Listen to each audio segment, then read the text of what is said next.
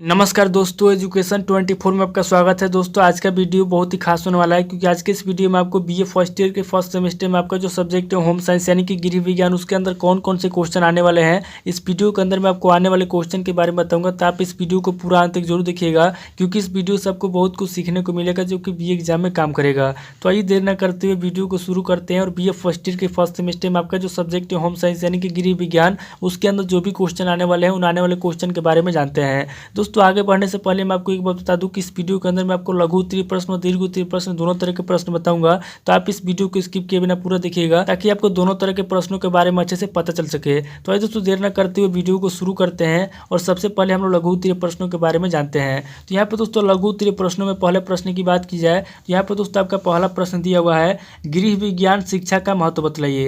यानी कि दोस्तों पहला क्वेश्चन कह रहा है कि जो गृह विज्ञान शिक्षा होता है, यहाँ पर दोस्तों आपको गृह विज्ञान की शिक्षा का महत्व बतलाना है।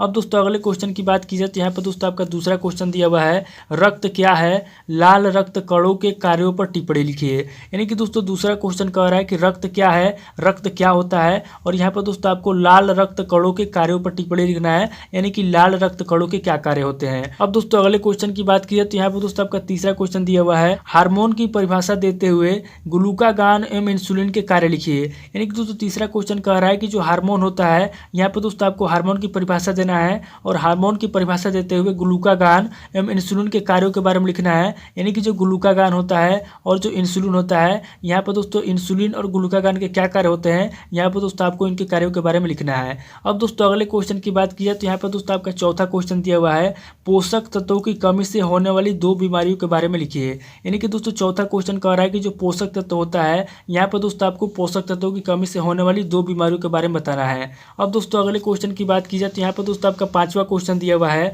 भोजन पकाना क्यों आवश्यक है। यहाँ पर दोस्तों पांचवें क्वेश्चन में कह रहा है कि जो भोजन पकाते हैं हम लोग, भोजन पकाना क्यों आवश्यक है। यहाँ पर दोस्तों आपको बताना है कि भोजन पकाना क्यों आवश्यक है। अब दोस्तों अगले क्वेश्चन की बात की जाए तो यहाँ पर दोस्तों आपका छठा क्वेश्चन दिया हुआ है, भाषा विकास की विभिन्न अवस्थाओं के बारे में लिखिए। यानी कि दोस्तों यहाँ पे आपको भाषा विकास की जो भी अवस्थाएं होती है, यहाँ पर दोस्तों आपको भाषा विकास की विभिन्न अवस्थाओं के बारे में बताना है। अब दोस्तों अगले क्वेश्चन की बात की जाए तो यहाँ पर दोस्तों आपका सातवां क्वेश्चन दिया हुआ है, क्रियात्मक विकास को स्पष्ट कीजिए। यानी कि दोस्तों क्रियात्मक विकास क्या होता है, यहाँ पर दोस्तों आपको क्रियात्मक विकास को स्पष्ट करना है। अब दोस्तों अगले क्वेश्चन की बात की जाए तो यहाँ पर दोस्तों आपका आठवां क्वेश्चन दिया हुआ है, आरंभिक या पूर्व बाल्यावस्था में संज्ञानात्मक विकास पर टिप्पणी लिखिए। यानी कि दोस्तों जो आरंभिक या पूर्व बाल्यावस्था होता है, यहाँ पर दोस्तों आपको आरंभिक या पूर्व बाल्यावस्था में संज्ञानात्मक विकास पर क्या करना है, टिप्पणी लिखना है। अब दोस्तों अगले क्वेश्चन की बात की जाए तो यहाँ पर दोस्तों आपका नौवां क्वेश्चन दिया हुआ है, गर्भावस्था के लक्षणों को बतलाइए। यानी कि दोस्तों गर्भावस्था के क्या लक्षण होते हैं, यहाँ पर दोस्तों आपको गर्भावस्था के लक्षणों के बारे में बतलाना है। अब दोस्तों अगले क्वेश्चन की बात की जाए तो यहाँ पर दोस्तों आपका 10वां क्वेश्चन दिया हुआ है, विस्थापक पदार्थ का क्या अर्थ है, दूध के विस्थापकों का पोषण मूल्य बताइए। यानी कि दोस्तों 10वां क्वेश्चन कह रहा है कि विस्थापक पदार्थ क्या होता है, विस्थापक पदार्थ के बारे में आपको बताना है और साथ ही दोस्तों आपको ये भी बताना है कि जो दूध होता है, दूध के विस्थापकों का पोषण मूल्य कितना होता है। अब दोस्तों अगले क्वेश्चन की बात की जाए तो यहाँ पर दोस्तों आपको 11वां क्वेश्चन दिया हुआ है, विकास के क्षेत्र को समझाइए। यानी कि दोस्तों विकास होता है, विकास के कौन कौन से क्षेत्र होते हैं, यहाँ पर दोस्तों आपको विकास के क्षेत्र को समझाना है। अब दोस्तों अगले क्वेश्चन की बात की जाए तो यहाँ पर दोस्तों आपका 12वां क्वेश्चन दिया हुआ है,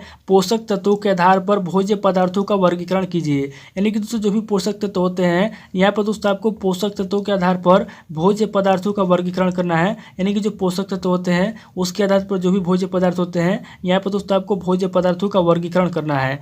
अब दोस्तों अगले क्वेश्चन की बात की जाए तो यहाँ पर दोस्तों आपका 13वां क्वेश्चन दिया हुआ है, यहाँ पर दोस्तों आपका 13वां क्वेश्चन दिया हुआ है, रक्त समूह कितने प्रकार का होता है, रक्त स्थानांतरण पर टिप्पणी लिखिए। यानी कि दोस्तों 13वां क्वेश्चन कह रहा है कि जो रक्त समूह होता है, रक्त समूह कितने प्रकार का होता है, यहाँ पर दोस्तों आपको रक्त स्थानांतरण पर टिप्पणी लिखना है। अब दोस्तों अगले क्वेश्चन की बात की जाए तो यहाँ पर दोस्तों आपका 14वां क्वेश्चन दिया हुआ है, श्वसन तंत्र के विभिन्न अंगों के नाम बताइए। यानी कि दोस्तों जो श्वसन तंत्र होता है, यहाँ पर दोस्तों आपको श्वसन तंत्र के विभिन्न अंगों के नाम बताना है। तो दोस्तों ये टोटल 14 क्वेश्चन हो गए जो कि आपके लघु उत्तरीय प्रश्न में पूछे जाएंगे। अब दोस्तों आगे हम लोग दीर्घ उत्तरीय प्रश्नों के बारे में जानेंगे। तो यहाँ पर दोस्तों दीर्घ उत्तरीय प्रश्न में पहले प्रश्न की बात की जाए तो यहाँ पर दोस्तों आपका पहला प्रश्न दिया हुआ है, पाचन तंत्र के विभिन्न भागों को विस्तार पूर्वक समझाइए। यानी कि दोस्तों पाचन तंत्र क्या होता है, यहाँ पर दोस्तों आपको पाचन तंत्र के विभिन्न भागों को विस्तार पूर्वक समझाना है कि पाचन तंत्र के कौन कौन से भाग होते हैं, उनके विभिन्न भागों के बारे में आपको बताना है।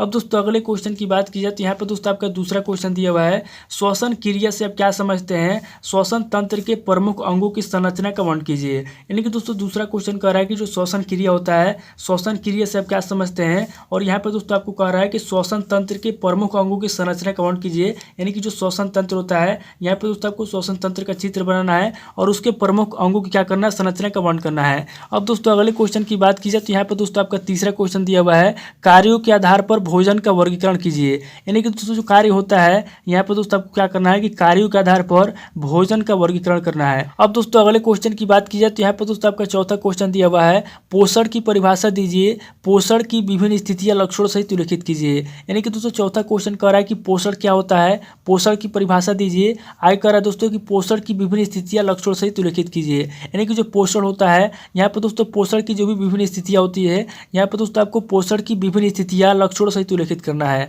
अब दोस्तों अगले क्वेश्चन की बात की जाए तो यहाँ पर दोस्तों आपका पांचवा क्वेश्चन दिया हुआ है, बृहद एवं सूक्ष्म पोषक तत्व से आप क्या समझते हैं, बृहद पोषक तत्वों के स्रोत तथा उनकी कमी से होने वाले रोग को बतलाइए, यानी कि दोस्तों पांचवा क्वेश्चन कह रहा है कि जो बृहद एवं सूक्ष्म पोषक तत्व होते हैं, यहाँ पर दोस्तों आपको बृहद एवं सूक्ष्म पोषक तत्वों के बारे में बताना है और साथ ही साथ दोस्तों बृहद पोषक तत्वों के स्रोत के बारे में बताना है और उनकी कमी से होने वाले रोग के बारे में बताना है। अब दोस्तों अगले क्वेश्चन की बात की जाए तो यहाँ पर दोस्तों आपका छठा क्वेश्चन दिया हुआ है, भोजन पकाने की विभिन्न विधियों का वर्णन कीजिए, यानी कि दोस्तों भोजन पकाने की कौन कौन सी विधि है, यहाँ पर दोस्तों आपको भोजन पकाने की विभिन्न विधियों के बारे में बताना है। अब दोस्तों अगले क्वेश्चन की बात की जाए तो यहाँ पर दोस्तों आपका सातवां क्वेश्चन दिया हुआ है, मानव विकास की अवस्थाओं का वर्णन कीजिए, यानी कि दोस्तों जो मानव विकास होता है, मानव विकास की कौन कौन सी अवस्था होती है, यहाँ पर दोस्तों आपको मानव विकास की अवस्थाओं के बारे में बताना है।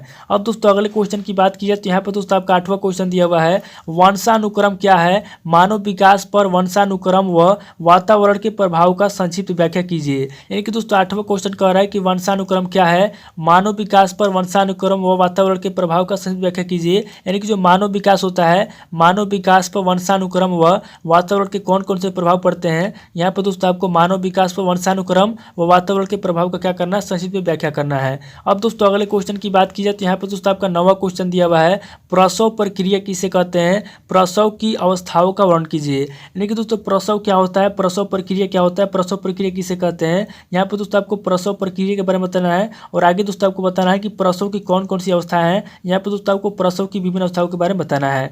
अब दोस्तों अगले क्वेश्चन की बात की जाए तो यहाँ पर दोस्तों आपका लास्ट क्वेश्चन दिया हुआ है, पूर्व बाल्यावस्था में होने वाले शारीरिक विकास की व्याख्या कीजिए, यानी कि दोस्तों यहाँ पे आपको पूर्व बाल्यावस्था में होने वाले शारीरिक विकास की क्या करना है, व्याख्या करना है। तो ये दोस्तों टोटल आपके 10 क्वेश्चन हो गए जो कि आपके दीर्घ उत्तरीय प्रश्न में पूछे जाएंगे। तो दोस्तों इस वीडियो के अंदर मैंने आपको लघु उत्तरीय प्रश्न और दीर्घ उत्तरीय प्रश्न दोनों तरह के प्रश्न बता दिए। आप इन सभी प्रश्नों को नोट कर लीजिए और किसी किताब से सीरीज से मिलाकर याद कर लीजिए, या फिर अगर आप कमेंट करेंगे तो मैं आपको अगली वीडियो में इन सभी प्रश्नों के उत्तर बतला दूंगा। तो दोस्तों आज इस वीडियो को मैं भी स्किप करता हूँ, मिलता है आपसे नेक्स्ट वीडियो में। अगर आपको वीडियो अच्छा लगा तो वीडियो को लाइक कीजिए, शेयर कीजिए और कमेंट करके बताइए कि आपको नेक्स्ट वीडियो किस टॉपिक के ऊपर चाहिए। थैंक यू दोस्तों।